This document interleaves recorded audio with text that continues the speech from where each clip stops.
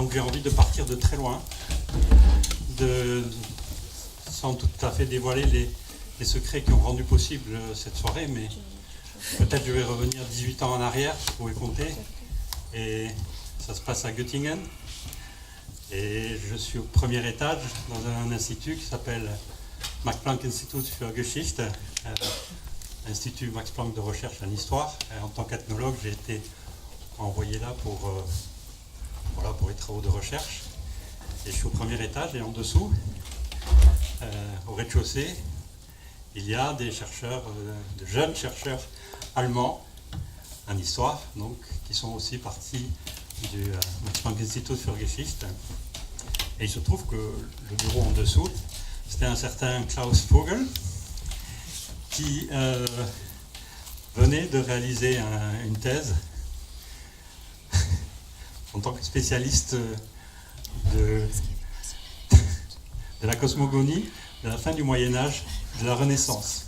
Cosmographie, pardon. C'est-à-dire qu'il étudiait les représentations de la Terre, mais peut-être jusqu'à Christophe Colomb. Et puis voilà, on se retrouve 18 ans après, chacun avec son trajet, et je retrouve le capitaine Klaus Vogel, et puis ce moment d'humanité absolument bouleversant et puis permanent en même temps. Et pourtant, alors j'ai envie de vous interroger, pardon pour l'exercice, si tu m'autorises, je vais vous voyez,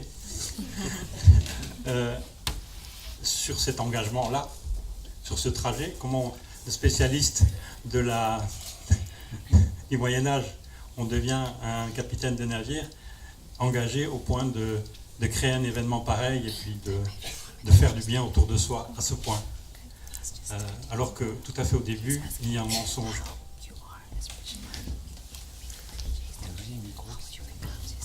Merci Denis de cette belle histoire il y a très longtemps.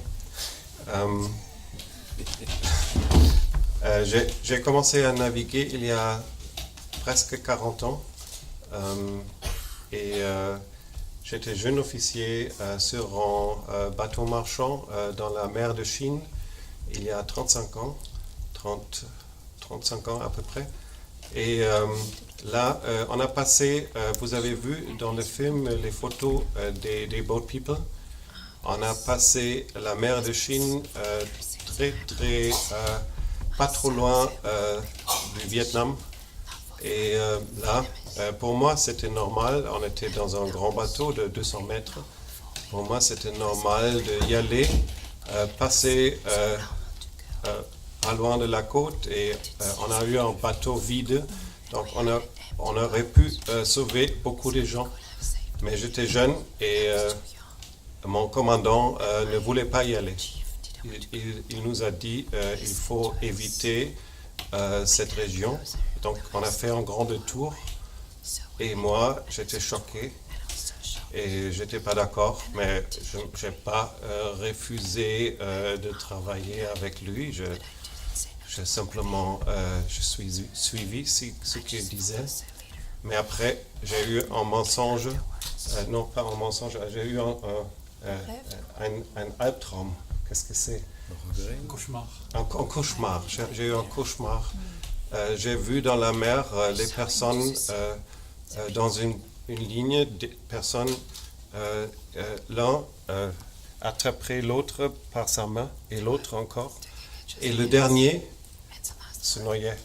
Et le contact entre l'un et l'autre était perdu. À la fin, je n'ai même pas pu tenir la main de la personne jusqu'à côté de moi. C'était mon cauchemar. Et je me suis dit, si ça arrivait encore, que je serais dans une situation pareille, il fallait que je fasse quelque chose. C'était bien avant qu'on se rencontrait, mais j'ai presque oublié cette histoire.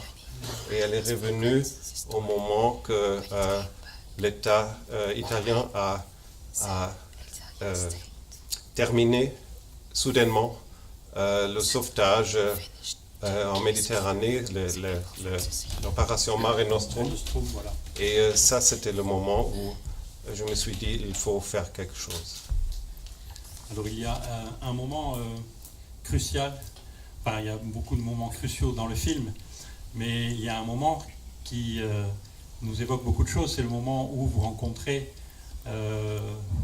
la patrouille italienne et que vous transbordez les migrants d'un navire à l'autre.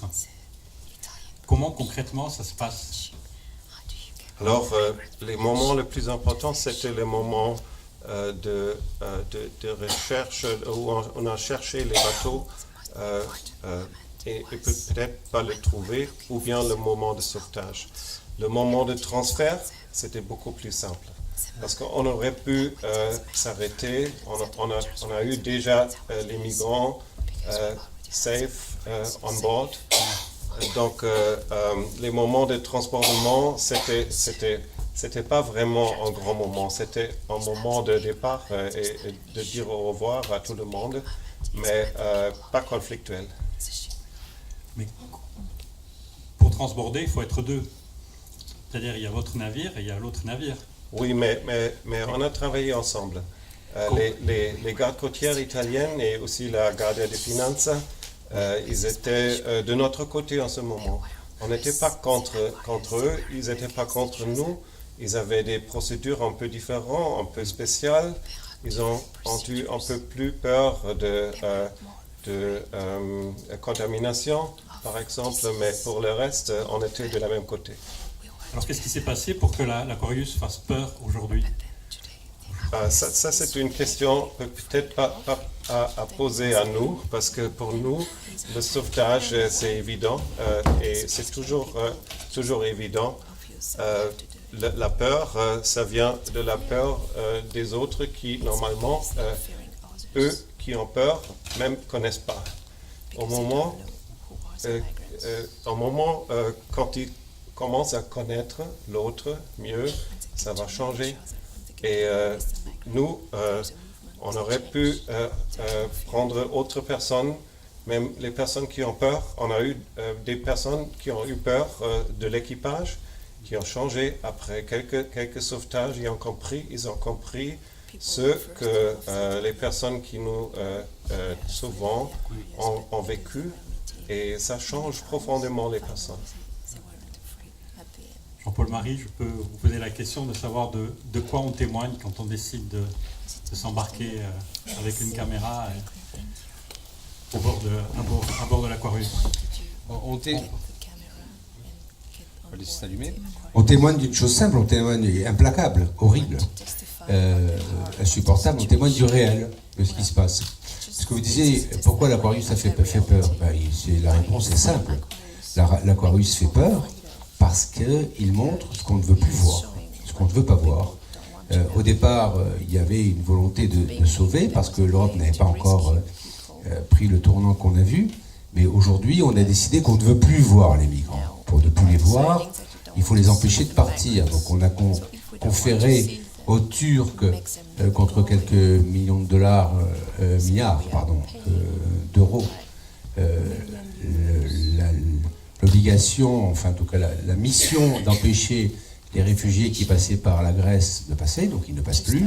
Il restait à fermer l'autre porte, qui était celle de la Libye, d'autant qu'elle nous amène un cortège d'horreur et donc elle nous amène à ne pas pouvoir accepter ce qui se passe et à tendre la main aux gens qui viennent. Alors, il fallait fermer cette porte, on l'a fermée avec différentes méthodes. Par exemple, le centre de maritime de Rome avec lequel nous travaillons, enfin l'Aquarius travaillait, et a été démis de ses fonctions et on a conféré aux Libyens la surveillance, ce travail-là.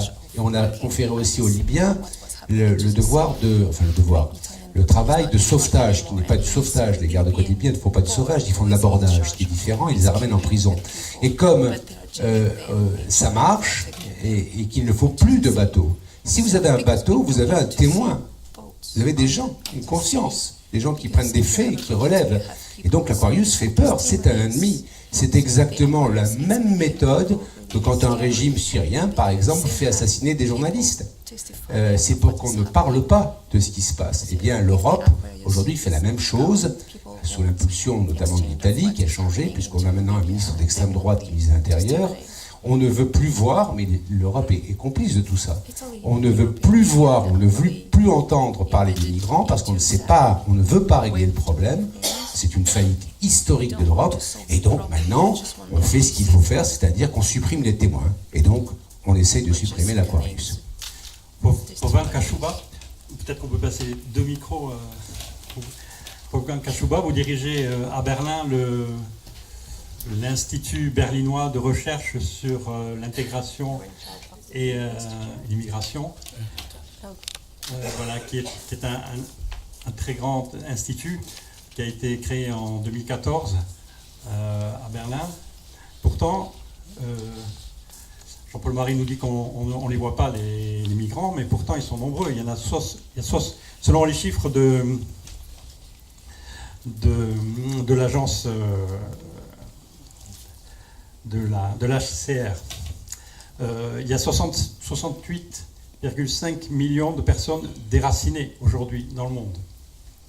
Parmi ces 68,5 millions, il y en a 40 millions qui sont des déplacés internes.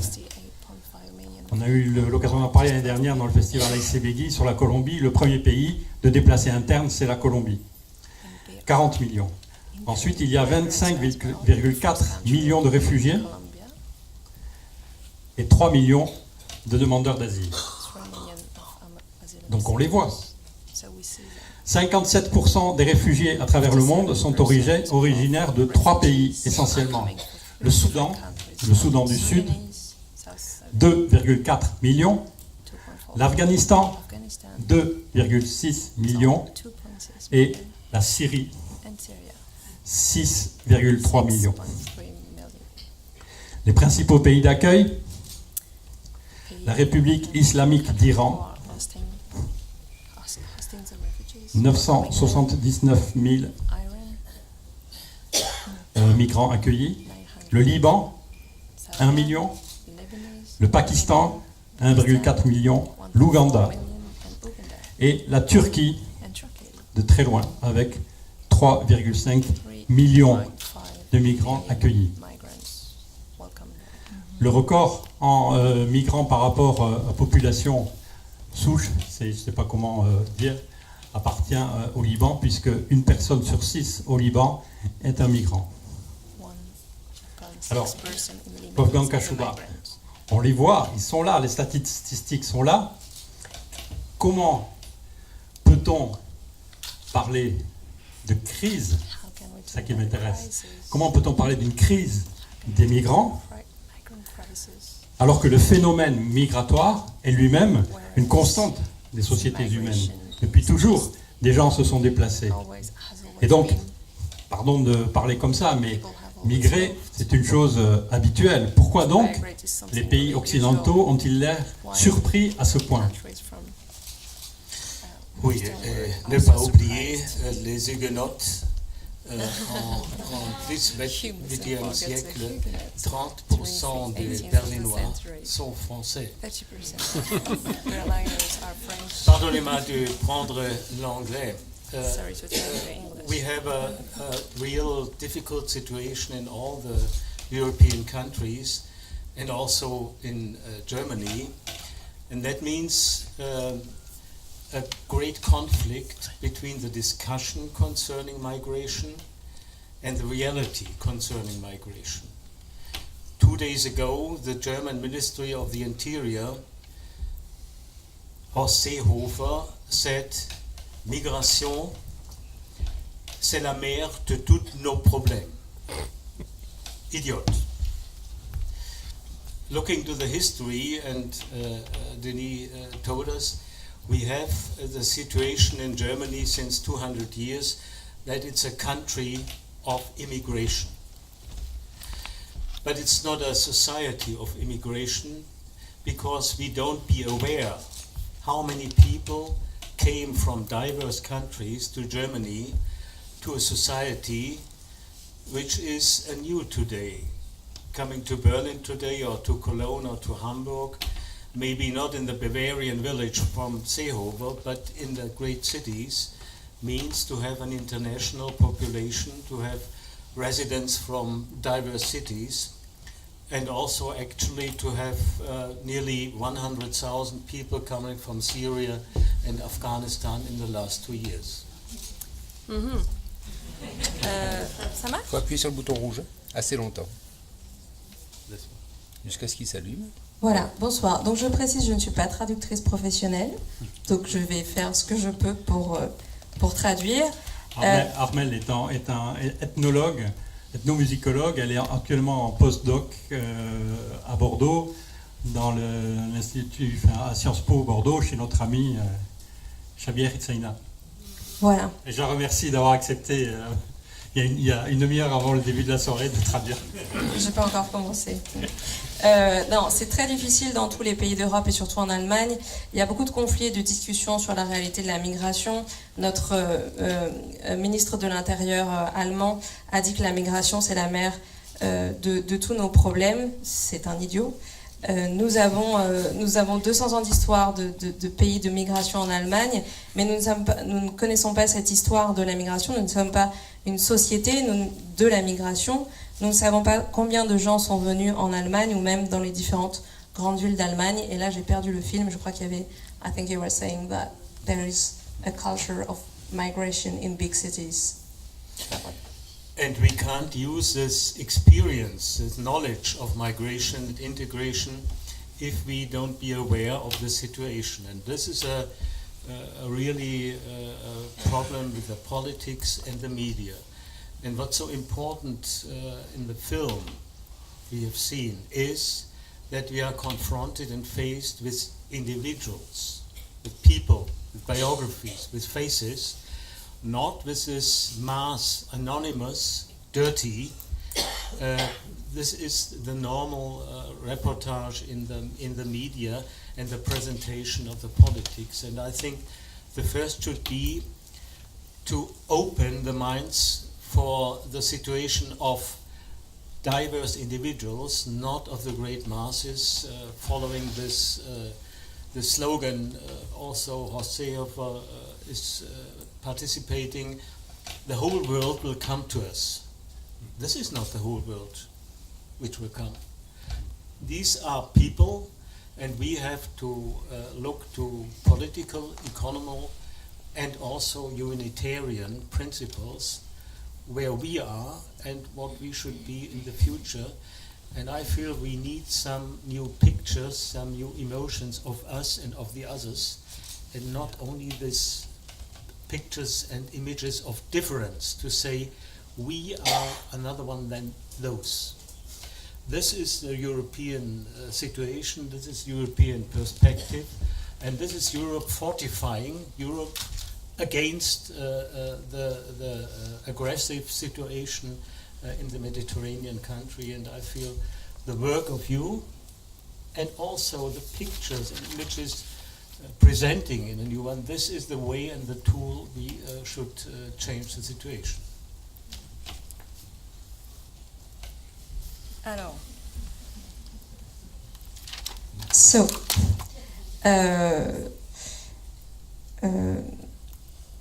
On ne peut pas utiliser ce savoir dans la migration si on ne connaît pas la situation politique, économique. Les médias font quand même une réelle désinformation. Et ce film, la force de ce film, c'est qu'il montre des humains, il montre des gens. C'est pas un reportage qu'on peut voir dans les médias. C'est ce que vous pouvez vous montrer dans ce film que les migrants sont vraiment des humains. On ne peut pas dire que il faut savoir que le monde entier. On ne peut pas dire que le monde entier vient à nous. Les gens qui viennent à nous sont dans une détresse réelle, économique et humanitaire. Et nous avons besoin de ces nouvelles images, nous et les autres. Et votre travail, à vous, nous permet d'avoir un vrai outil pour faire changer la situation et ouvrir les images. Merci, je vais me tourner vers vous, Michel Agier. Alors je lis dans le...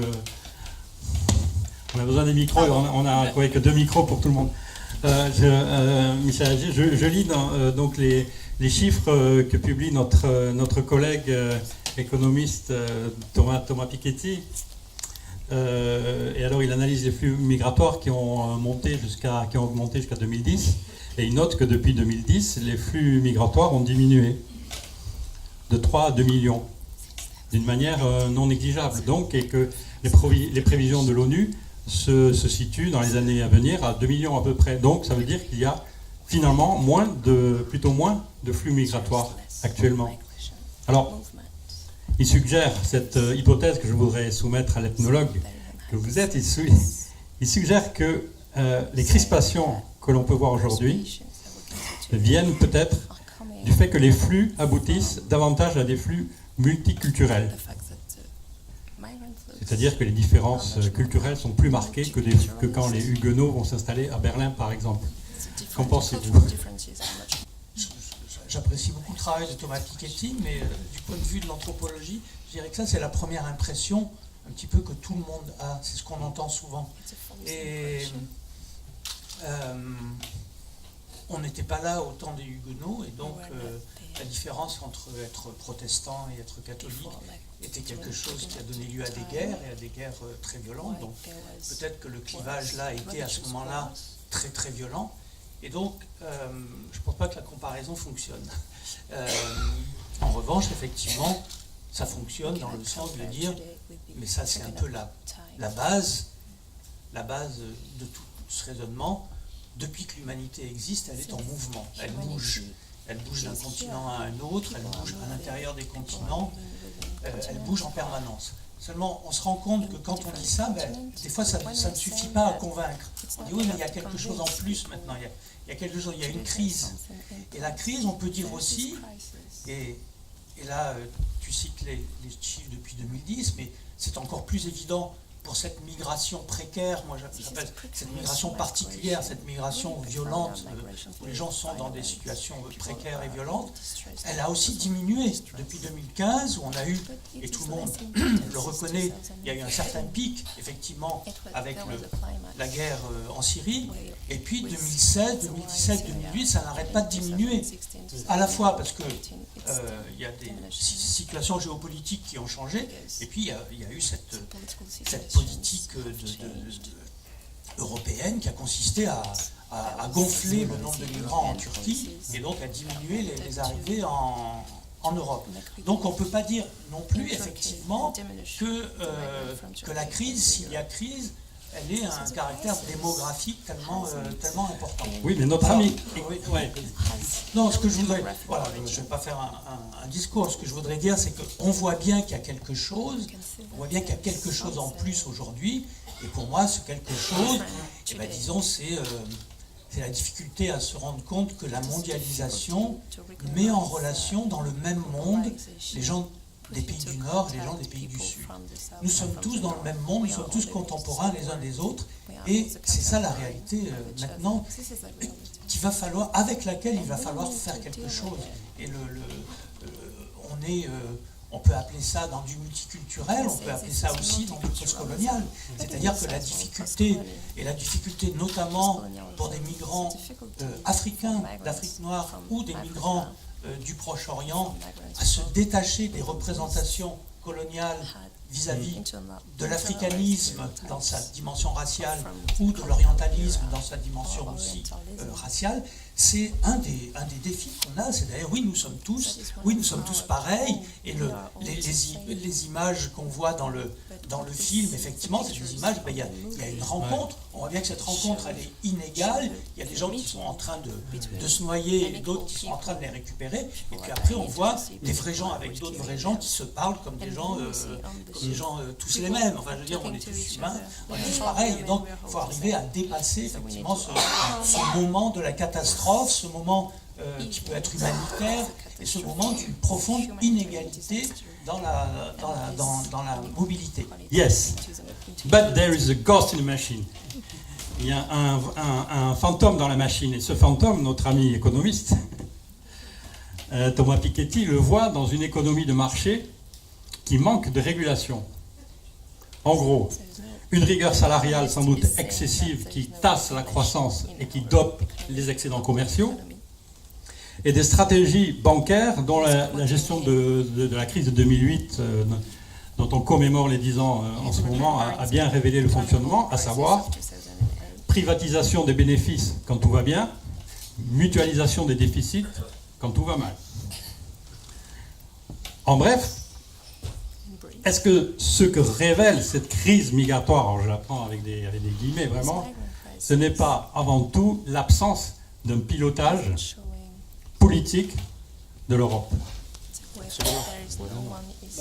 C'est d'abord, moi je reviens à ce que je disais, j'insiste, je suis désolé, c'est la mise en évidence d'une inégalité qui existe à l'échelle mondiale. Ensuite, moi je pense qu'effectivement, sur la question des mobilités, sur la question des migrations, il va falloir arriver à un niveau, c'est une question mondiale, c'est un problème aujourd'hui, mais d'une manière générale, c'est une question mondiale et la réponse, elle est mondiale. C'est-à-dire qu'il faut qu'il y ait une entente au niveau mondial. Il y a des choses qui sont en train de se faire, il y a des forums qui se préparent.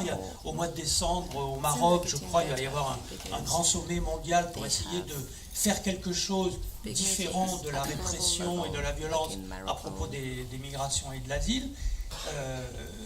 Il y a aussi tout ce que font les sociétés, et là on le voit bien, c'est une des expressions, mais on le voit partout, c'est-à-dire la mobilisation des gens dans les villages, dans les villes, pour accueillir, pour rendre possible cette migration, malgré l'hostilité des gouvernements.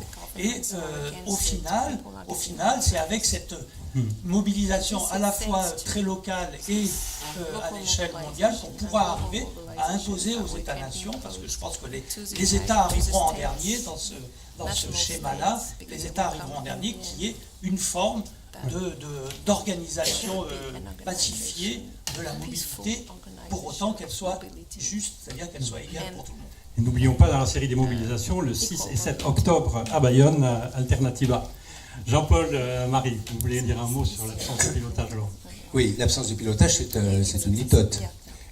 Il fut un temps où les dirigeants politiques donnaient des directions politiques et obligeaient le peuple à suivre ou pas. Mais je pense à la peine de mort. En France, quand on a aboli la peine de mort, la majorité des Français étaient contre l'abolition. Le cap a été gardé. Aujourd'hui, on est dans une position où les dirigeants politiques attendent ce que va dire l'opinion publique pour ensuite prendre des décisions. Donc ils commencent par attendre.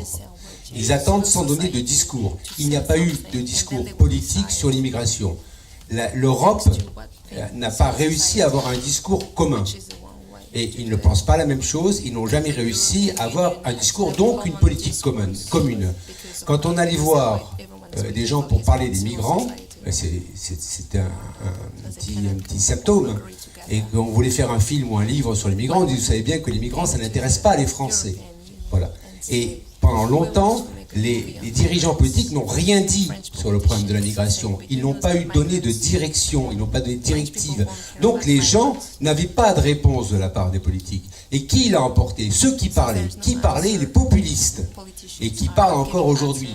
Et ce sont les populistes qui ont eu la parole pendant 2 ans ou 3 ans sur la scène. Et les politiques disaient, oui, peut-être on va voir, etc. Bien sûr, on veut. Bon, qu'est-ce qui s'est passé? On a laissé le champ vide et le discours populiste a envahi la scène. Et surtout, l'Europe a montré qu'elle ne voulait pas prendre de décision, qu'elle ne voulait pas un discours commun et qu'elle n'avait pas de discours commun et qu'elle n'avait pas d'action commune. Donc on a laissé la population sans aucune direction, sans aucune valeur construite, sans rien. Vous savez, le problème de la migration est quand même... Il faut revenir à la base, il faut revenir à la chose la plus simple de la terre. Quand vous promenez le long du fleuve, quand vous avez quelqu'un qui dit à l'aide, qui crie à l'aide, je me noie, il y a 2 possibilités. La première, vous lui tendez la main et vous le sortez de l'eau. La deuxième, vous vous dites, j'ai un costume neuf, j'ai un rendez-vous, je ne sais pas ce que je vais en faire, je suis attendu, et vous détournez le regard. Et la différence entre détourner le regard et tendre la main, c'est la différence entre être un homme ou ne pas en être un, à mon avis. Et l'Europe et la France... Et la France, notamment, qui a vendu ses valeurs de droits de l'homme universelles dans le monde entier, a simplement accepté que ces valeurs s'arrêtent aux frontières. Et aujourd'hui, pourquoi est-ce que les politiques ont accepté cet immense renoncement?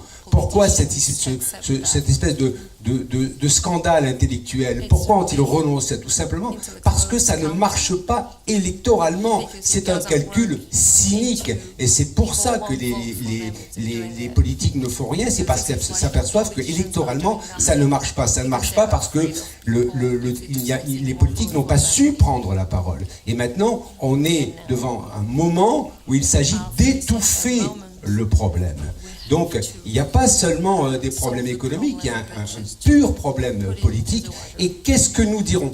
Qu'est-ce que nous dirons à nos enfants quand ils sauront et qu'ils poseront la question, à savoir, il y avait des centaines de milliers de gens qui se noyaient, qui venaient vers nos côtes, et nous, le pays des droits de l'homme, on n'a rien fait. Qu'est-ce que nous leur répondrons? Nous leur répondrons que c'est le début, l'épisode majeur de la faillite historique de l'Europe. Et cette faillite historique de l'Europe, elle se retrouve aussi maintenant, elle fait payer les pots cassés dans les relations qu'il y a entre la France, l'Italie, l'Angleterre, l'Autriche, etc., etc.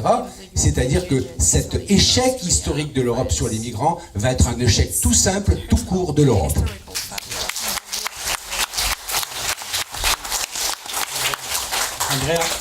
Andrea Céline, donc vous vivez à El Paso. El Paso, c'est au Texas, mais vraiment tout au sud du Texas. C'est une conurbation avec El Paso côté USA, côté États-Unis, et en dessous Ciudad Juárez au Mexique. Et donc les deux villes sont quasiment réunies, c'est la même ville, ça fait une conurbation de 2,7 millions d'habitants. Et au milieu passe un mur, une énorme frontière qui sépare donc les États-Unis du Mexique. Alors, un des événements, donc vous êtes en prise complètement sur la question migratoire. Alors au printemps, votre président, Monsieur Trump, a décidé de séparer les familles. Et donc les migrants qui arrivaient aux États-Unis faisaient l'objet de séparation, donc entre surtout les enfants qui étaient séparés des parents. Donc on voit cette couverture du Time. Évidemment, nous n'imaginons pas ici en Europe que tous les Américains sont d'accord avec Trump. Donc heureusement, il y a le New York Times et la Time qui représente Donald Trump ici, en devant, et puis un petit enfant qui pleure. Voilà. Donc, ma question, elle est reliée un peu à l'économie tout à l'heure. Elle est un peu cynique, je m'excuse. Mais est-ce que la privatisation des centres de rétention peut avoir une influence sur les politiques de gestion des flux migratoires? Je pousse un peu. Est-ce que le fait... En gros, on sépare les enfants des parents. Il faut les accueillir, les enfants. Pour accueillir les enfants, on construit des centres de rétention qui sont privés. Est-ce que le fait de procéder de cette manière, cette privatisation de la vie carcérale, des camps, etc., a une influence sur la gestion des flux migratoires, sur la façon dont l'administration américaine gère les flux?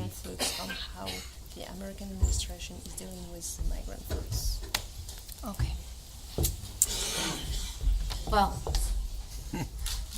let me say a few words about the privatization of the prison systems and then the migrant detention systems in the United States. So, private prisons for profit, is not really a new concept in the U.S. It was around in the 19th century, but it wasn't common practice really until the 1980s. When the war on drugs increased the amount of prisoners so much that prisons became overcrowded, and so the government started to outsource. Peut-être qu'on peut avoir un mot de traduction. Oui, la privatisation, c'est pas quelque chose de nouveau, ça existe depuis le 19e siècle, mais ça s'est un peu systématisé depuis les années 90. So, in the 90s, private corporations started to see the business of private prisons as a very lucrative financial investment. So these started to increase. So I want to give you these numbers.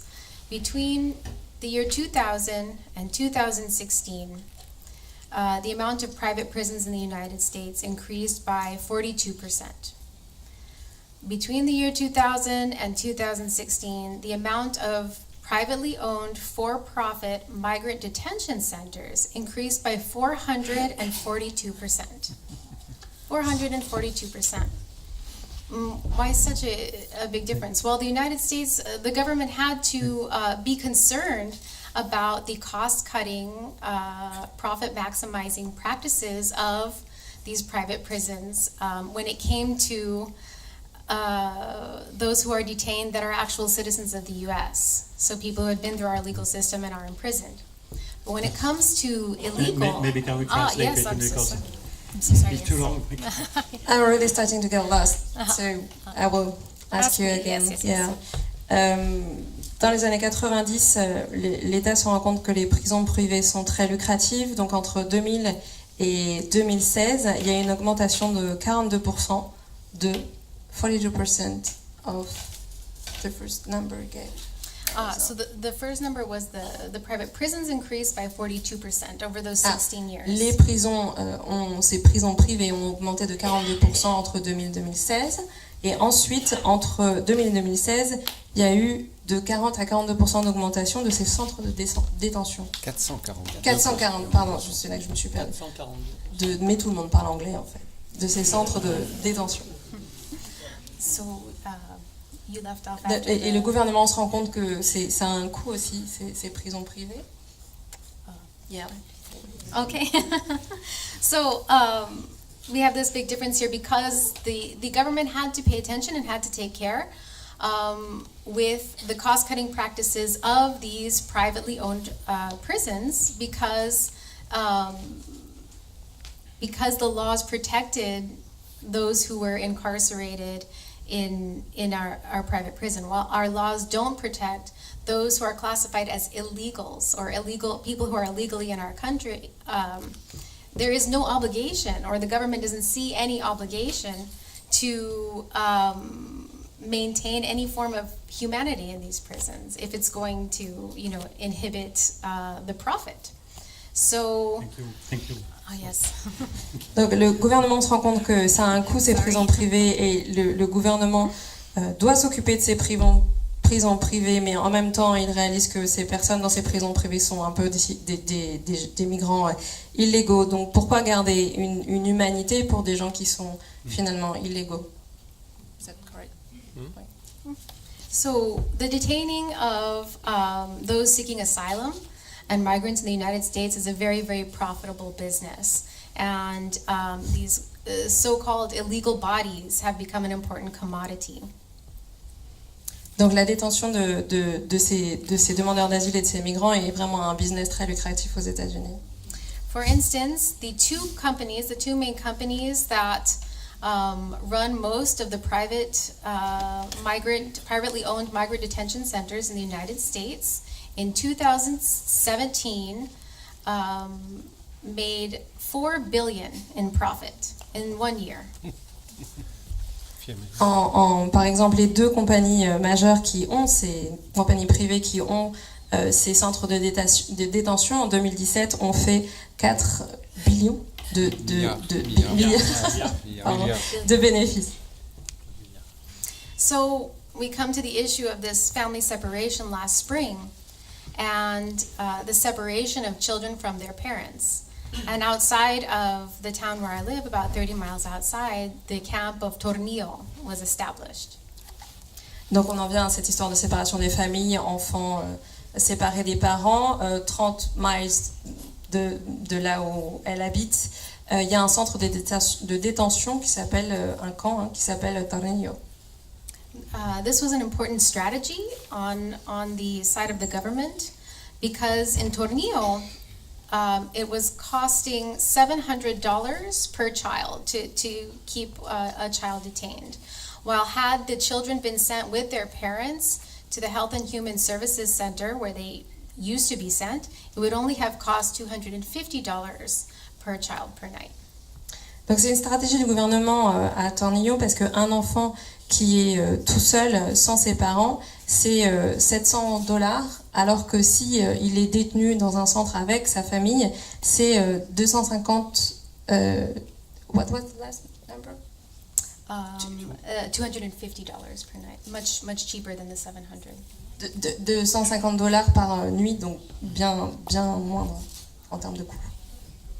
So on the one hand, you know, in the United States, we have this climate of xenophobia that's being promoted by our government, and we're declaring that we want to keep the migrants out of our country so that they don't pollute our social system. But on the other hand, they've become an economic asset. Donc dans un premier temps, il y a vraiment ce climat xénophobe par le gouvernement où on ne veut pas que les migrants viennent polluer nos services sociaux, mais en même temps, ils sont aussi une source de revenus. Merci. Alors, Jean-Daniel Ilichéry, vous aimez rappeler qu'ouvrir sa porte aux migrants, ce n'est pas une question de serrurerie, mais que c'est une question de cœur.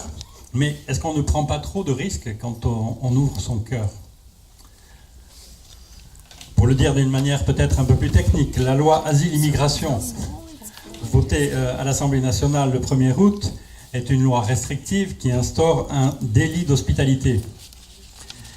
Comment comprenez-vous donc ce décalage entre un élan de solidarité qu'incarne Klaus Vogel et Jean-Paul Marie ici ce soir, et bon, à peu près je crois tout le monde ici, et puis donc qui pousse à changer le monde d'une certaine manière, et puis des dispositifs légaux qui, eux, entrent en contradiction totale avec cet élan. Alors, puisqu'il est question d'émotion, déjà je voulais indiquer à M. Marie et M. Vogel que le visionnage de ce film a provoqué beaucoup d'émotions en moi, dans la mesure où dans ma pratique du surf, j'ai vécu des moments, et notamment un moment, c'était au Portugal, à Nazaré précisément, où j'ai failli me noyer et j'ai été secouru pour ça. Et puis il y a eu d'autres moments où j'ai pu, avec d'autres surfeurs, porter secours à des personnes qui étaient en train de se noyer. Ça, c'est quelque chose que là, j'ai vécu comme quand j'avais vu la première fois Le Grand Bleu de Luc Besson, qui n'est peut-être pas un chef-d'œuvre, mais qui avait très très fortement résonné pour moi. Ensuite, ce que vous indiquiez auparavant, c'était que, en fait, pour tempérer les éléments ou les tentations populistes, peut-être qu'une des voies, peut-être la meilleure, c'est de permettre la rencontre. C'est ce à quoi, en tout cas, nous nous efforçons, et je m'efforce depuis maintenant au moins une quinzaine d'années. C'est passer de la figure du migrant au visage de ceux qu'on accueille, enfin, ou ceux qu'on croise. J'ai oublié de dire, hein, pour ceux qui ne vous connaîtraient pas, je pense que ce n'est pas imaginable pour moi, que vous dirigez donc la structure Aterbea, donc, qui est une structure sociale donc, qui a été chargée par la préfecture d'organiser l'accueil des migrants. Excuse-moi. Oui, oui. Notre mission, rapidement, c'est sur le Pays Basque, l'accueil de toute personne sans abri ou sans logement, quelle qu'elle soit autochtone ou venant d'autres horizons. Alors, par rapport à cela, donc, ce que nous avons favorisé, ça a été, et notamment pour ceux qui tentent aussi, et je ne peux pas comme ça leur en faire le reproche, de se protéger de la rencontre, c'est-à-dire certains gouvernants ou décideurs, préfectoraux ou autres. Certains d'entre eux ont accepté de prendre le risque d'être touchés par la rencontre. Et ça a été le cas quand un sous-préfet a accepté d'aller passer une demi-journée dans le centre d'accueil qu'on avait ouvert à Baïgori. Et il en est revenu, il était différent. Et il n'avait plus tout à fait le même discours. mais il était conscient du risque qu'il prenait en même temps. D'autres le vivent aussi aujourd'hui. Mais un certain nombre de personnes tentent inconsciemment de mettre cette problématique à distance. Ce qu'on remarque aussi, c'est que souvent, les lieux où les personnes sont les plus rétives à ce type de rencontres sont celles où justement on rencontre le moins de migrants. Alors, pour ce qui concerne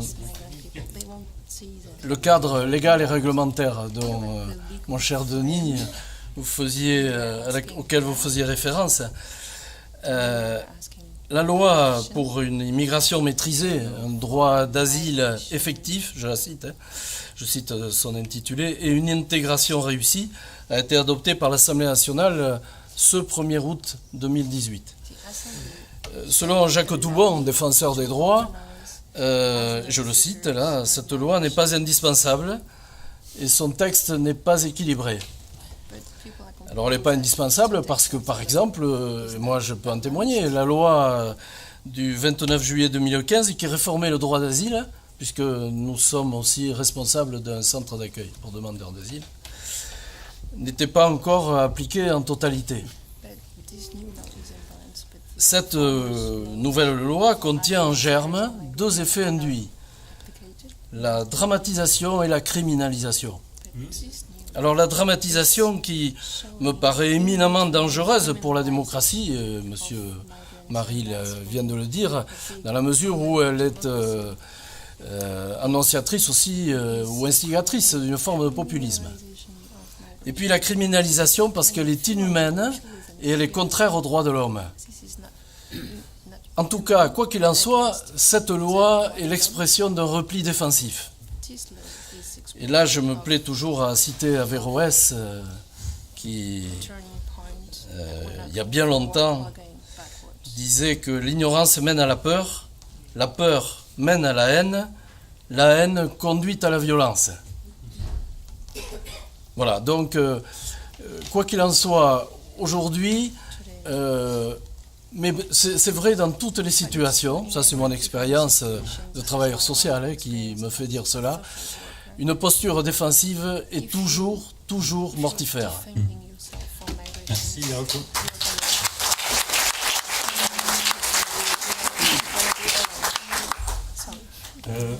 Michel Agier, si l'hospitalité devient un délit, qu'en est-il donc de l'hospitalité dans les sociétés postmodernes?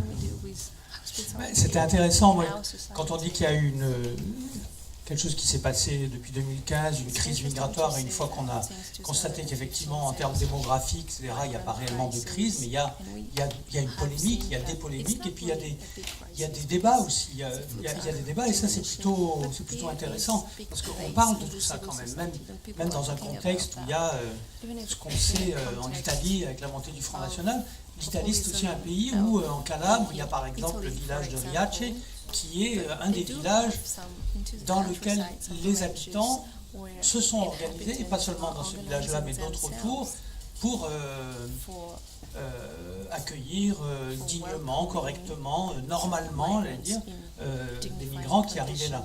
Et puis c'est devenu même une force dynamique dans le village et dans cette région-là.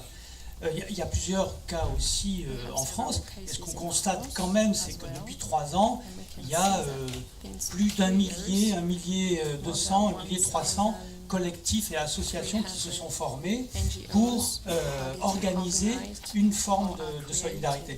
Alors moi, ce qui me semble, et c'est là je m'interroge aussi sur ce que peut faire un chercheur en sciences sociales, en plus de ce que font les gens, pour ne pas répéter ce que tout le monde dit, avec quoi je suis tout à fait d'accord.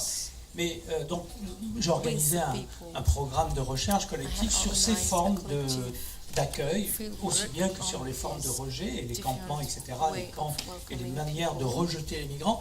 C'est aussi essayer de comprendre toutes ces formes d'accueil et l'importance qu'a pris aujourd'hui la question de l'hospitalité en Europe, la redéfinition de l'hospitalité, et peut-être que ça, c'est quelque chose qui est en train de nous transformer. Et je refais le lien avec ce que tu disais sur des formulations voilà, que je mets un petit peu en doute en disant il y a le problème de l'interculturel, etc., etc. Non, mais il y a quelque chose qui se passe en Europe, même si ça n'a pas de relais politique, et ça me semble très important. Les sociétés sont en train de changer. Il y a des formes sociales nouvelles qui sont en train d'apparaître. Accueillir des gens qu'on ne connaît pas chez soi, qu'est-ce que ça veut dire? L'hospitalité au sens le plus ancestral. Ouvrir son espace domestique, ouvrir sa maison à quelqu'un qu'on ne connaît pas. C'est une conception de l'hospitalité qui n'existait même pas dans l'hospitalité avant ou dans l'hospitalité ailleurs. L'hôte, c'est quelqu'un qu'on connaît déjà ou avec qui on a déjà une relation. Faire de l'étranger un hôte, comme on dit, c'est tout un travail, et c'est un travail qui est en train de se passer en France, en Europe. Au Danemark, même si le gouvernement danois n'est pas très accueillant, au Danemark, il y a une organisation qui s'appelle les voisins amicaux. Il y a 130 000 membres dans ce groupe. Il y en a un autre en Belgique où il y a 80 000 personnes qui se mettent en réseau pour accueillir des gens que l'État n'accueille pas. Donc il y a un rapport, voilà, il y a un rapport avec une altérité, une nouvelle définition de ce rapport à l'autre dont on parle. Et puis moi je pense qu'il y a une dimension politique, même si les gens disent qu'ils ne font pas de politique, et là c'est tout à fait possible, mais il y a quelque chose qui change parce que s'ils font ça, c'est parce que l'État ne le fait pas. Et donc, les sociétés font des choses que leurs États ne font pas. Qu'est-ce que ça veut dire? C'est-à-dire qu'ils ne sont pas d'accord avec leur État, ou ça veut dire qu'ils organisent leur société peut-être en dehors de cet État-nation qui domine un petit peu tout. Et on voit bien, parce que ça se fait aussi, là, ces accueils, ça se fait souvent dans des petits villages, dans le Pays Basque, en Bretagne, en Alsace, dans des coins qui sont éventuellement un peu distants ou opposants de l'État-nation central. C'est aussi cette dimension politique micro-locale qui me semble très, très importante. Et donc, cette hospitalité, elle change notre société. Elle ne règle pas définitivement la question du droit à la mobilité dans le monde, mais elle change nos sociétés elles-mêmes dans leur mode de fonctionnement. Merci.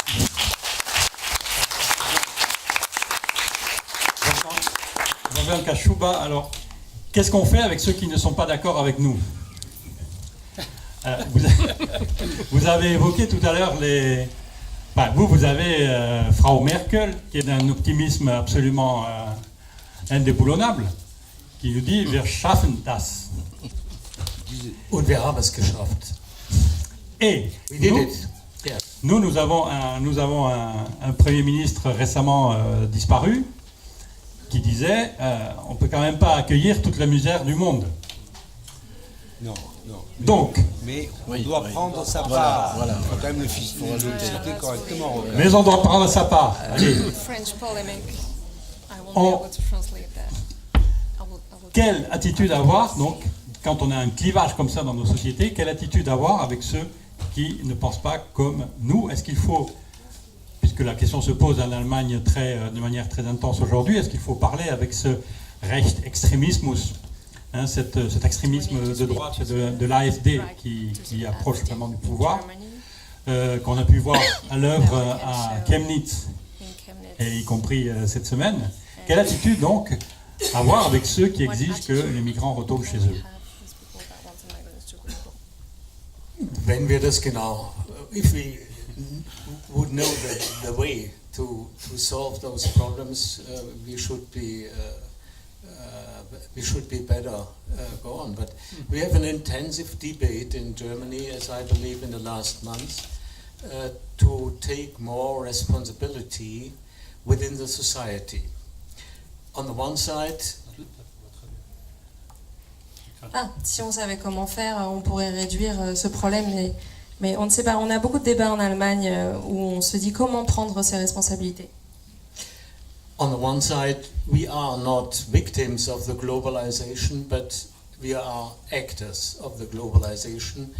This means nearly all social groups in Germany or in France, and this should be one of the most aims of the politics, to imagine the right situation of the world, to show what are the uses and what are the profits Europe took from the world in the last 200 years? On n'est pas des victimes de la mondialisation, on est des acteurs de la mondialisation et ça devrait être le but des politiques de montrer ça. And on the other side, responsibility for this topic of migration, not in the sense of Seehofer to say la migration c'est la mère de tous nos problèmes, but to say migration, this is a point to decide for our future where the way should go. Et d'un autre côté, on a la responsabilité de ce sujet de la migration, ne pas dire que c'est la mère de toutes nos frontières, mais on doit décider où ça doit nous emmener. At the moment we have a situation in Germany that no village, no city would say we have a great problem with migration and refugees, and this means in the sense of Angela Merkel, not wir schaffen das, wir haben es geschafft. This is no economical, social, political problem. It's a problem of the fight of ideologies. En ce moment en Allemagne, on a aucune ville, aucun village ne dirait qu'on a un problème avec les réfugiés, et Angela Merkel ne dirait que c'est pas un problème social et économique. C'est pas un problème social, économique, politique, mais c'est un problème idéologique. And that's why we have a discussion not to talk about the German society, but to talk about society in Germany. And this means diverse groups, diverse generations, diverse genders, and diverse biographies. And we try to make clear for the people, you are talking about the perspectives of your children. This is really important. But what about the perspective of people who lost all without their life and now came to Germany? And I think we should also realize, on the one side we have the right populist wing with, let's say, the 15 or 18% as in France, but on the other side there are more active people in the civil society than voters for the rights. And that must be shown. Alors,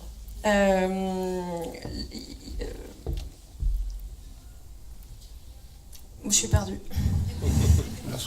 À la fin, je me suis perdue, et après, la réalité était de dire que qu'est-ce qu'on va dire à nos enfants, quel est le message qu'on va faire passer pour nos enfants. Et en ce moment, on réalise que, comme en France, l'AfD prend de plus en plus de pouvoir, mais aussi, c'est important de dire que la société civile s'organise et organise une sorte de résistance. L'AfD, c'est l'extrême droite. Et plus nombreuse que les personnes qui votent pour. Exactement, pour et la cette droite. résistance civile est plus nombreuse que les personnes qui votent pour l'extrême droite. Ce qu'on a vu lors du concert de lundi. And this was a parole, wir sind mehr, we are more. Nous sommes Nous sommes nombreux. plus nombreux. Voilà. C'était le slogan, il y a eu un concert de 60, je ne sais pas si vous avez suivi l'affaire, 60 000 personnes qui se sont rassemblées à Chemnitz lundi pour... je ne sais pas si c'était lundi, oui. Pour clamer ça, wir sind mehr, nous sommes plus nombreux. Et c'était un concert musical. Oui, voilà, mais la musique est centrale dans les dispositifs. Là, vous prêchez un convaincu, cher Klaus. Peut-être Jean-Paul-Marie souhaite, mais je ne veux pas trop me départir de mon micro. Voilà. Non, je vous le laisse. Qu'est-ce qu'il faut dire à l'extrême? Qu'est-ce que le gouvernement doit dire à l'extrême droite? Il ne doit pas parler à l'extrême droite, le gouvernement doit parler au peuple, pas à l'extrême droite. Il doit débattre, mais il doit parler au peuple. Je voudrais juste dire une chose. On oublie quelque chose qui est un non-dit. Et moi, en tant que journaliste, toujours, je pense que les non-dits, il faut les dire. En 35 ans de reportage, qu'est-ce que j'ai vu, que d'autres ont vu, bien sûr, mais moi j'ai vu sur le terrain, on a vu deux choses. On a vu la montée d'un islamisme politique, agressif, hostile et parfois terroriste. Ça fait maintenant 40 ans que ça dure. 40 ans que quelqu'un qui a 40 ans aujourd'hui est né là-dedans et l'a vécu jusqu'à maintenant. Donc la grande peur de l'autre, surtout s'il a une religion différente et qui est musulman, c'est une grande peur qui s'est installée dans la société et sur laquelle les politiques n'ont pas parlé vraiment, si ce n'est en termes de défense. L'autre peur, c'est en même temps que la montée de l'islamisme à partir de 1978, est arrivée la grande crise économique. Ça fait 40 ans, si vous avez 40 ans, qu'on vit dans une crise économique. La peur de l'économie et la peur de l'autre qui n'a pas la même religion et qui est agressif et qui est hostile, s'est installée dans notre société. Et plutôt que de parler au cœur, les politiques devraient parler à l'intelligence des gens. Or, ils leur parlent aux tripes. Et donc, les tripes, ça répond par le populisme. Et c'est parce qu'on n'a jamais pu expliquer, on n'a jamais voulu expliquer les choses, dire les choses, qu'on a finalement trouvé quelque chose de très pratique qui s'appelle la vieille loi du bouc émissaire, qui est le migrant, qui est l'autre, qui est noir, qui est musulman, qui est différent. On a retrouvé ça. Je vous rappelle quand même qu'en les années 1920, il y a eu un lynchage de 80 Italiens dans le sud de la France, qui étaient des migrants, et que la discussion était, ils ont une religion différente, ils ont une religion épouvantable, on voit des vierges dont le cœur saigne. Déjà, ça existait, ça existe sous le niveau embryonnaire. Le problème n'est pas cette réaction, qui est une réaction tripale de l'humanité. Le problème, c'est l'absence de discours politique. C'est ça le problème qui fait que les gens n'ont pas les moyens de répondre à ça. Donc, il ne faut pas parler parce que quand on vous dit ici il y a une manifestation, ici un concert et des associations et un bateau comme l'Aquarius, qu'est-ce que c'est? Ce sont des réactions par défaut. C'est parce que les États ne font pas, parce que ceux qui sont censés diriger les pays et le monde ne font pas, qu'il y a des gens comme Klaus et les autres qui finalement décident d'intervenir. C'est parce que Mare Nostrum s'est arrêté que l'Aquarius a été créé. Nous sommes donc, toutes ces réactions, Riace, qui est un superbe village, telle ou telle association, c'est par défaut. Donc nous sommes dans une réaction citoyenne par défaut, parce que l'Europe n'est pas guidée, n'est pas dirigée et qu'on ne sait pas parler à la population et lui dire les choses telles qu'elles sont. On devrait lui parler non pas au cœur mais à l'intelligence et on lui parle au ventre. Alors, souvent, je voudrais poser ma question à Klaus Vogel, justement, quand on est engagé dans l'action comme ça, qu'on se trouve un peu comme Fabrice à Waterloo, quoi. On est dans la bataille et on a un objectif et on le réalise. Est-ce qu'on pense à cet espace de l'indécision politique? Est-ce qu'on pense à ce que les gouvernants sont en train de penser de ce qu'on est en train de faire? Ou est-ce qu'on fait et puis point? Alors nous, on a dit du début, on aurait préféré d'emmener Madame Merkel et Monsieur Macron, qui n'était pas encore gouvernant en ce moment, mais des personnes comme ça sur notre bateau pour nous accompagner et partager nos expériences. Malheureusement, ils ne sont pas venus. Ils savent nager. Malheureusement, ils savent nager. Au début de notre action, j'ai pensé que après 2, 3, 4 mois, la publicité va changer la perspective et ça va changer le débat européen. Et malheureusement, ça ne s'est pas passé. C'était presque l'inverse. C'était presque l'inverse parce que le manque de courage des gouvernants de regarder au-delà des sondages était tellement fort que les lacunes étaient prises par la droite. Mais la guerre n'est pas perdue parce que il y a eu l'Aquarius, il y a SOS Méditerranée, il y a toujours l'Aquarius, il y a eu aussi Pilote Volontaire, il y a Lifeline, il y a Maersk, il y a Open Arms, il y a Seafox et il y a l'Aïta Marie qui va partir bientôt donc dans un port ici de l'autre côté à Pachaia, donc qui est le port de Saint-Sébastien. C'est vrai que vous visitiez les ports Saint-Sébastien, Pachaia. Donc voilà, là aussi c'est une association qui depuis 2 ans travaille à affréter ce navire qui va aller au large des côtes libyennes. Donc il y a une prolifération quand même de mobilisation. Il se trouve que Est-ce qu'on a perdu? Il se trouve que je fais partie des pilotes volontaires parce que je suis pilote et, voilà, et que je participe à l'opération très peu, et je vais vous dire pourquoi. Parce que depuis que cet avion a été acheté par deux pilotes qui ont sorti de leur poche 130 000 euros pour casser l'artillerie, des pilotes professionnels, bravo. Benoît Micolon et José Benavent. Voilà, José Benavent et Benoît Micolon, eh bien, on n'arrive pas à faire décoller l'avion, on nous empêche d'emmener des l'essence à l'intérieur de Lampedusa alors que ça marchait très bien jusqu'à maintenant, on refuse les passages de l'espace aérien libyen et on se bat pour faire quelques missions de temps en temps en essayant de partir d'où on peut. Donc là aussi, l'Aquarius n'est pas le seul. Toutes les associations aujourd'hui qui font quelque chose, qui sont efficaces, sont dans le viseur des autorités italiennes et des autres. Jean-Daniel, vous voulez rajouter quelque chose? Non. Je vais poser la question à Jean-Daniel Ilichéry. Comment, à la lumière de tout ce qu'on a dit dans ce débat, comment vous voyez l'avenir des mouvements migratoires? Alors, d'abord, je pense que c'est inéluctable. Sans céder au fatalisme, mais c'est inéluctable, lié à ce que m'en rapportent aussi tous ceux que je peux être amené, nous pouvons être amenés à rencontrer, puisque on a accueilli par exemple en 2017 180 personnes en situation de migration tout au long de l'année. Et les témoignages qu'ils apportent m'amènent à 3 niveaux de réflexion. D'une part que ce qu'on qualifie de crise migratoire est en fait lié à la mondialisation amplifiée par l'économie libérale qui produit à la fois un échange de plus en plus effréné des biens et des personnes. Alors il y a un élément comme ça qui m'a frappé, c'est quand dans les années 50 il y avait 25 millions de touristes internationaux.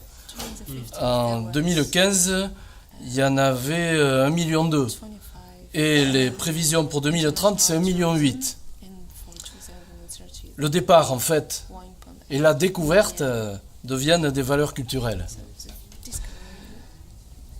Ensuite, la diffusion planétaire aussi des attraits de la consommation qui repose sur la stimulation du désir d'accéder aux biens de consommation. Et ça, on le retrouve aussi bien chez ceux qui viennent des pays de l'Est que ceux qui viennent des pays africains. Et puis, enfin, c'est l'avènement d'un espoir d'échapper à sa condition de souffrance créée soit par une persécution, soit par un état de misère sans issue, enfin tout type de menace, quoi. Changement climatique? Absolument, voilà. Et le réchauffement climatique qui y concourt maintenant largement. Alors tout ça teinté à la fois d'illusion et puis d'idéalisation. Là j'avais appris que par exemple au Cameroun, chaque année il y a 1% de la population qui quitte le Cameroun. 200 000 personnes sur 20 millions d'habitants. C'est quelque chose d'assez étonnant. Et puis, contrairement à ce qu'on pense, c'est pas les plus pauvres, c'est pas les moins éduqués qui partent. Alors, ça s'accompagne aussi par une forme d'incitation de la part de certains gouvernants et de certains pays au déplacement de populations qui sont jugés indésirables, surnuméraires. Et en fait, quand ils arrivent aujourd'hui en France, ce qui ressurgit, c'est le spectre de la concurrence. Et de la concurrence avec les pauvres autochtones. Ça. Nous avons, certes, les migrants ont des problèmes, mais enfin, nous, on a nos pauvres. Oui.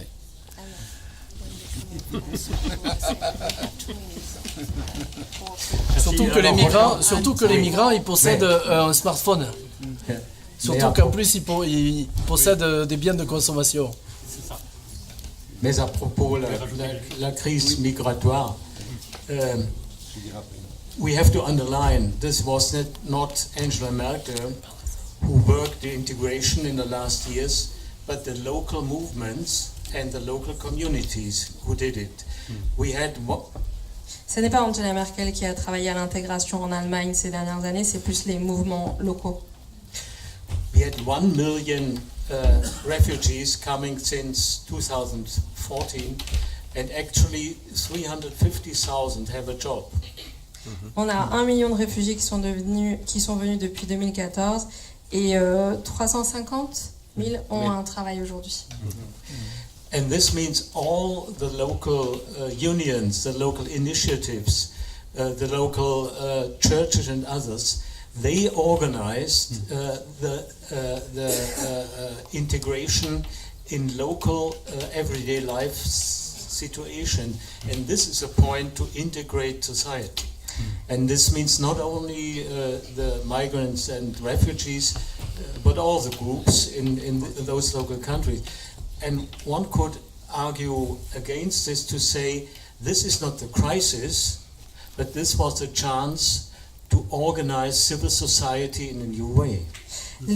Toutes les associations locales, les initiatives locales, les églises, les autres associations ont vraiment organisé cette intégration des réfugiés avec tous les autres et de tous les groupes ensemble. Et finalement, ça n'est pas une crise parce que c'est ça aussi qui a permis d'organiser la société civile. And last sentence, the greatest offer of German language courses in Germany is the German Soccer Society.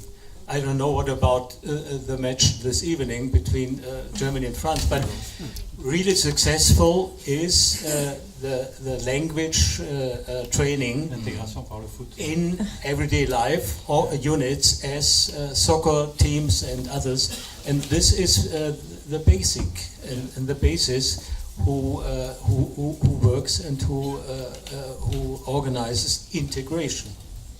La plus grande offre de cours de langue en Allemagne est faite par une société de foot, la Fédération nationale de foot.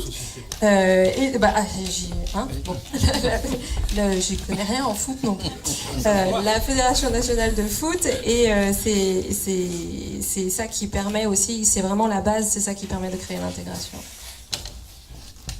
Oui, juste un mot. Pour conclure, mais je voudrais dire une chose. Aujourd'hui, il ne faut pas se masquer les yeux. Tous les clignotants sont au rouge, vif. L'Italie est dirigée par l'extrême droite, qui applique une politique que vous connaissez. La France a fait la loi asile-immigration. L'Autriche, la Pologne, etc., etc. Pratiquement la plus grande partie des pays européens sont entrés dans une politique hostile par rapport aux migrants.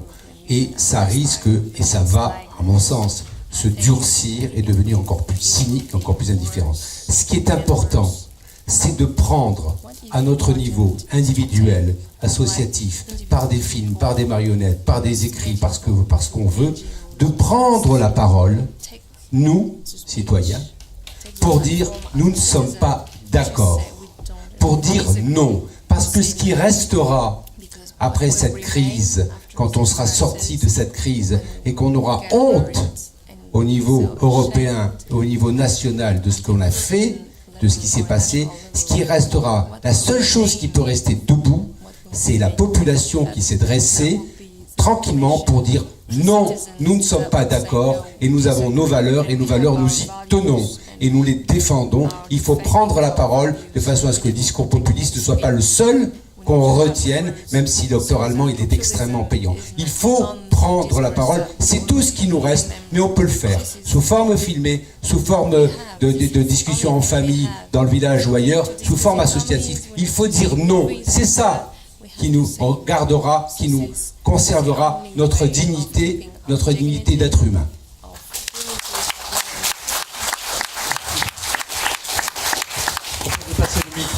Dans la salle, si certains parmi vous souhaitent intervenir.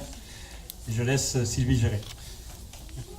Oui, je suis un peu impressionnée parce que je ne parle pas aussi bien que vous, mais je voulais témoigner simplement que vous avez rappelé, monsieur Légéry, le problème. Pour le mettre près, ça marche très bien. Il faut Très le mettre près, tout près. Pardon. Tout près, tout près. Vous avez parlé de la loi. Hein, je voulais juste témoigner à mon petit niveau, en tant qu'acte citoyen. J'habite en Daï. Je suis témoin de nombreuses choses et j'ai décidé d'agir. Et j'ai eu un rappel à la loi, c'est-à-dire que je n'ai pas été en garde à vue, parce que c'était pas ça.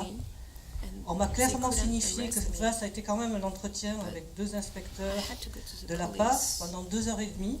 Ils savaient de nombreuses choses sur ma vie. Et j'ai eu un rappel, enfin, on m'a expliqué que c'était un rappel à la loi. Et comme aussi je fais partie d'une association ici présente, ils pensaient pouvoir se servir de moi pour communiquer certaines choses à l'association. Donc je me suis bien gardé de ça. Alors, moi, pour autant, alors j'ai peut-être pas les bons éléments, mais on m'avait dit que la loi avait changé, ce qui m'arrangeait, à savoir que c'était plus un délit. Oui, on peut vous donner les... C'est le Conseil constitutionnel qui est intervenu et qui a atténué les dispositions. Donc c'est plus un délit d'aider quelqu'un qui est sur le territoire, c'est un délit de le faire passer les frontières. Passer, mais ça je le sais très bien. Mais ce que je veux vous dire, c'est que quand vous y êtes, il faut y aller, quoi. Voilà, c'est tout. Et en plus, quand vous êtes une femme, je peux vous dire que c'est assez intéressant à vivre. Merci pour ce témoignage. Peut-être Sylvie qui gère. Ah, pardon. Je vais. Bonjour. Donc, Hélène Ducard de la CIMAD. Moi, je suis toujours interrogée par. Enfin, évidemment, admirative dans le travail qu'a fait l'Aquarius et autres, mais sur le fait qu'à l'arrivée, et même quelquefois, si j'ai bien compris, dans le bateau, on leur prend leurs empreintes, ce qui fait qu'après, les migrants se retrouvent coincés. Quand ils ont posé leurs empreintes en Italie, ou maintenant c'est l'Espagne. Et donc, je ne comprends pas pourquoi les pays qui ne veulent pas, tels que l'Italie ou que l'Espagne, ne veulent pas absolument garder les migrants, s'imposent de recevoir les empreintes de ces pays-là. Ça, je ne comprends pas. La deuxième chose, c'est effectivement, on est d'accord avec vous, il y a deux catégories de gens, des gens qui ferment les yeux et des gens qui plongent. Aujourd'hui, nous sommes sur la grande voie de passage, puisque c'est l'Espagne, et donc c'est Irún, Bordeaux, Paris, et on se pose toujours la question, mais ne pas fermer les yeux, d'accord, mais les ouvrir, ça veut dire quoi? Tu peux passer le micro ou tu veux répondre peut-être? Tu veux répondre? Non. Alors, sur la loi de Dublin, parce que c'est l'article de Dublin, c'est ça. Ça a été une tentative de fermer. Alors, en un mot, pour ceux qui ne connaissent pas la loi de Dublin, c'est le migrant qui arrive dans un pays est enregistré dans le pays et il ne peut demander l'asile que dans ce pays. C'est pour ça que quand les gens qui venaient d'Italie ont essayé de passer en France, on les a bloqués à la frontière. Toute la technique de l'Europe, ça a été de bloquer dans certains pays. D'abord, on a bloqué dans les pays du Sud.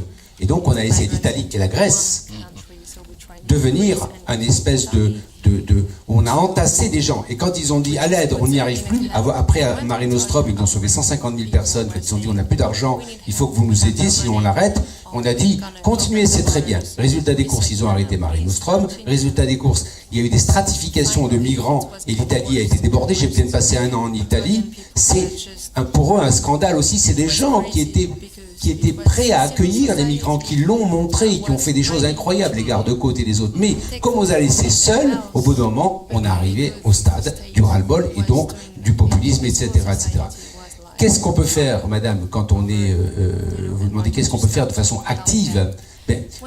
Prendre la parole, ça n'est pas un vain mot. C'est-à-dire, quand on dit à haute voix, partout où on est, qu'on peut l'écrire à des amis qu'on connaît, qu'on peut ne pas laisser les choses dans le silence, dans le tabou. Tout vise aujourd'hui à enfermer les migrants dans le silence parce que jusqu'à ce que ça devienne un tabou. La loi, les forces de l'ordre, les Pandores, etc., etc. Tout vise à faire ça, tout vise à éteindre à étouffer cette action. Et bien dans le non-dit, il n'y a qu'une seule réponse au non-dit, c'est le dire. Et le dire, le parler, ça peut être le faire, mais le dire, c'est déjà extraordinairement important. Dire, non, on existe, on n'est pas d'accord avec vous. Et que ça soit dans les journaux, que ça soit dans l'entourage, que ça soit dans votre travail, vous êtes à la CIMAD, madame. Alors donc, je veux dire que là, vous êtes au centre du problème. C'est tout à fait possible. Et le problème, c'est que moi, j'ai vu longtemps une opinion publique sidérée par ce qui se passait, par l'horreur de ce qui se passait, qui sentait des choses à l'intérieur, et on entendait un discours populiste, un discours hostile aux migrants, et les autres ne parlaient pas. Eh bien, il faut libérer cette parole.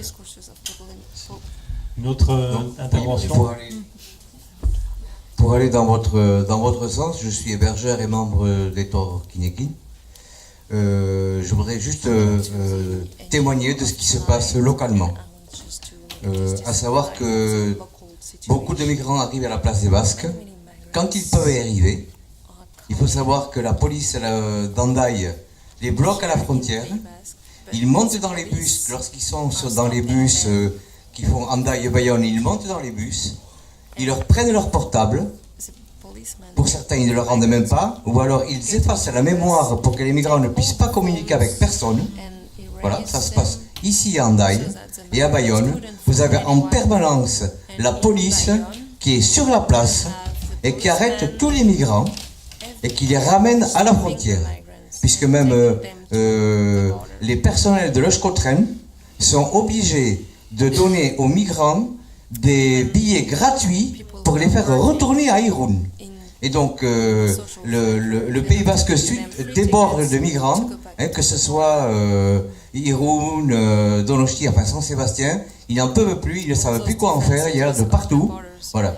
Et alors, et je voulais aussi préciser que le préfet des Pyrénées-Atlantiques qui a été interrogé sur ce sujet, précise qu'il ne fait pas la chasse aux migrants.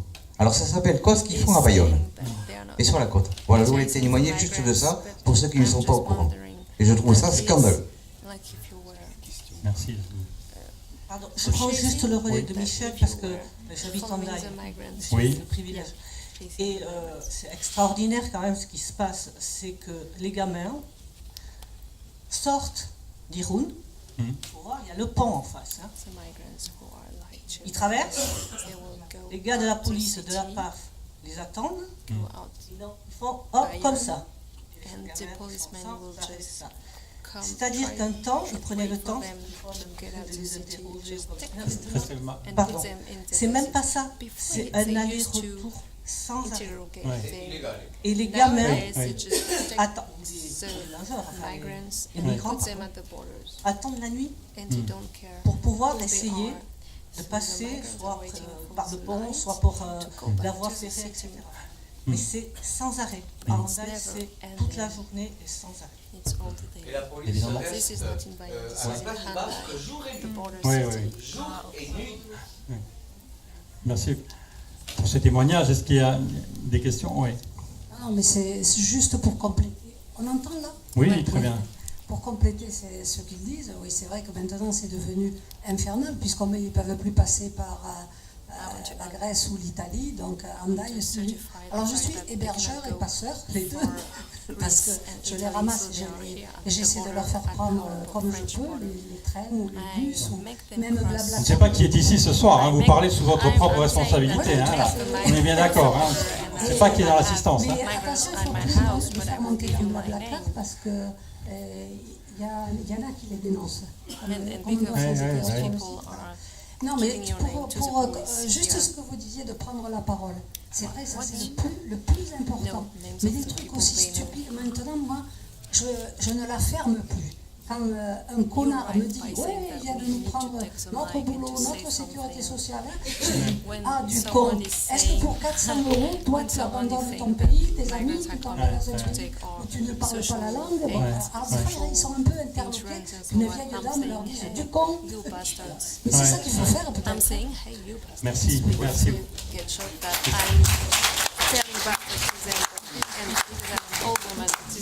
On peut le dire en musique. Est-ce qu'il y a des questions dans la salle, par hasard? Sinon, on va avancer doucement vers la... Ah voilà, SOS Méditerranée. Oui, juste une petite question. Dans le deuxième sauvetage qui est difficile, j'ai eu l'impression que le caméraman posait la caméra. Est-ce que c'est bien la réalité? C'est-à-dire que tout d'un coup, l'image qu'on voit, c'est une main qui s'agrippe. Et moi, j'ai eu l'impression que le caméraman aussi se mettait à aider. Non, c'est une GoPro. Et c'est incroyable parce que dans les deux sauvetages, ce sont des GoPro. Les GoPro, c'est des petites caméras que vous posez sur quelque part et qui filment.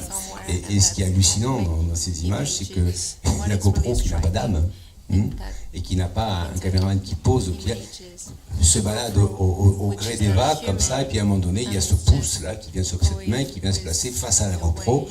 Et effectivement, on a laissé cette image le plus longtemps possible parce que voilà, même un œil sans cœur arrive à fixer quelque chose qui est extrêmement impressionnant. Non, le caméraman n'a rien posé, madame, c'est juste une GoPro.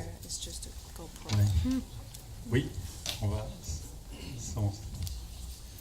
Oui, vous dites très justement qu'il faut parler et moi je suis artiste, j'interviens dans des milieux scolaires beaucoup et je voulais vous poser la question de savoir comment vous pensez que votre film peut être un outil à la fois pour informer et puis pour créer du débat.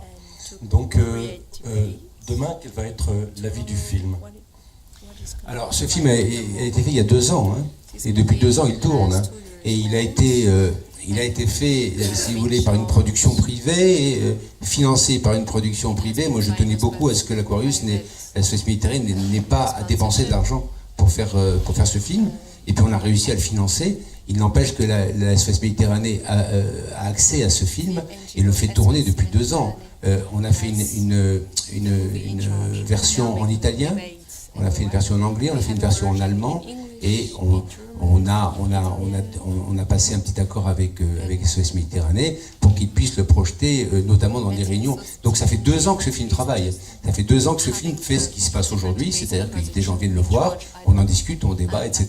Et ça a amené aussi beaucoup de gens à aller souscrire, à aller aider SOS Méditerranée. Donc ce film, il a atteint, au-delà de mes espérances, le but qu'on s'était assigné, c'est-à-dire rester un outil qui permette à la fois de parler à un public, hein, de lui faire montrer le réel, et en même temps de susciter le débat, la discussion, le soutien, l'engagement. Et moi, je ne suis jamais aussi heureux que quand je reçois un mail de quelqu'un qui me disait, écoute, maintenant je suis à SOS Méditerranée, ou je suis engagé là parce que j'ai vu votre film il y a 6 mois, etc.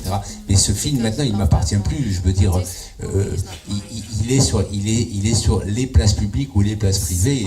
Et vous voyez, c'est rare que 2 ans après la diffusion d'un film, on soit encore amené à faire des projections, à en discuter. Ce qui veut dire qu'il est ce que j'espérais, c'est-à-dire un outil vivant et permanent, et non pas un simple reportage. Il y avait une question. Non. D'accord. Je vais peut-être.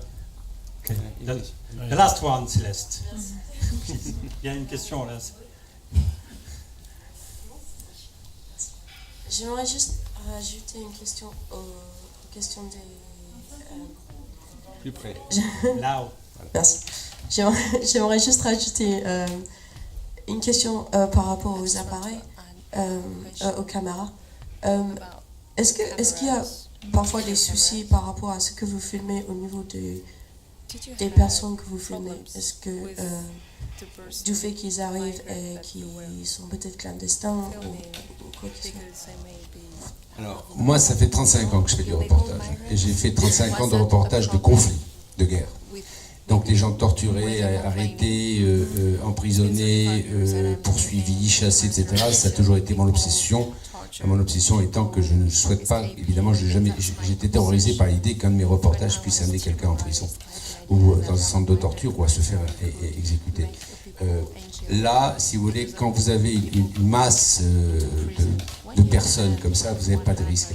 Là où ça peut être risqué, et là il faut en parler avant, et on l'a toujours fait, c'est qu'avant de faire une longue interview de quelqu'un qu'on présente, Cyril ou les autres, etc., on a un entretien qui permet de dire, et même après l'interview, on dit, attends, tu es sûr que voilà, on s'assure, si vous voulez, qu'il n'y ait pas non plus une police universelle qui fait que parce que quelqu'un aurait parlé quelque part dans un film, toute sa famille serait massacrée. En revanche, chez les Érythréens, il faut faire très attention parce que les services politiques et les services secrets érythréens sont très très forts et ils ont dans les ambassades des espions. C'est une autre histoire. Donc oui, on fait très attention, mais à ma connaissance, on n'a pas provoqué. On prend les précautions nécessaires. Après, on fait ce qu'on peut, mais on prend les précautions nécessaires. Merci beaucoup, Jean-Paul Marie. Je vais terminer cette soirée en posant peut-être une dernière question à Klaus, tu veux dire quelque chose? Ou bien nous permettre de nous dire quelque chose à la fin, comme tu veux. Parce que moi, j'ai une remarque, parce que ici, sur le podium, on n'a pas des migrants. Donc, on n'est pas encore là au moment où les migrants font vraiment partie de la société civile active. Je vois et je suis très content de voir des migrants dans la salle, mais dans l'avenir de notre société, et j'espère que ce ne sera pas trop, pas trop tard, je serai content d'avoir les migrants de notre côté, jusqu'à notre côté, et nous faire une vraie, disons, un vrai groupe ensemble de frères et sœurs. Pas seulement dans l'eau. Pas seulement dans l'eau. Voilà. Merci beaucoup.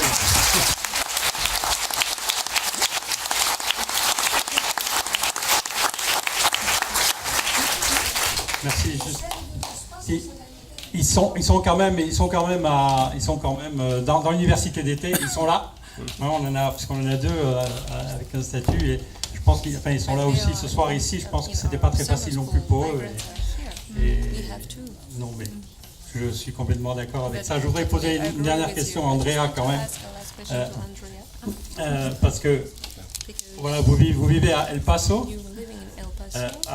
Donc tout près de Ciudad Juárez, qui est considérée comme la ville au monde la plus meurtrière. Et pourtant, vous restez persuadé que la musique va changer le monde.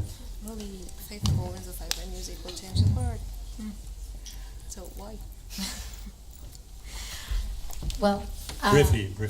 Yes, I think that, you know, our summer school this week, what we experienced in our summer school this week, how we examined various musical forms within the migrant context. Do you want to? Dans notre école d'été, on a vraiment expérimenté les différents exemples de migration et leur contexte de migration. From the ways that music can transform a refugee camp and humanize the atmosphere of a refugee camp, to the ways that music can allow migrants to express sentiments of identity and belonging. Jusqu'à un point où la musique peut vraiment permettre d'humaniser les camps de migrants, ou permettre aux migrants de se dire eux-mêmes, d'être vraiment dans une subjectivité. Our scholarship and discussion demonstrates the ways that our interrogating music can allow us to understand maybe what we will and what we won't accept in terms of the way we treat our fellow humans. Nos discussions nous ont vraiment questionné sur la manière dont la musique permet de comprendre et permet de faire d'autres choses, mais j'ai pas suivi. Mais quand même, vous arrivez à faire jouer ensemble des migrants syriens, des migrants palestiniens avec l'orchestre. Oui, avec l'orchestre de l'armée américaine. J'ai fait ça en Afghanistan. Yes. Bah oui, c'est pas banal. Unusual. Oh, absolutely. I mean, our musical practice, you know, we can talk about the way that it bridges different cultures, the way that it overcomes some boundaries, the way that it's submersive to some boundaries and to borders. Thank you. Thank you. Évidemment, nos pratiques musicales permettent de dépasser les frontières et faire changer les frontières. La preuve, c'est que Trump ne connaît rien à la musique. Merci à vous tous en tout cas.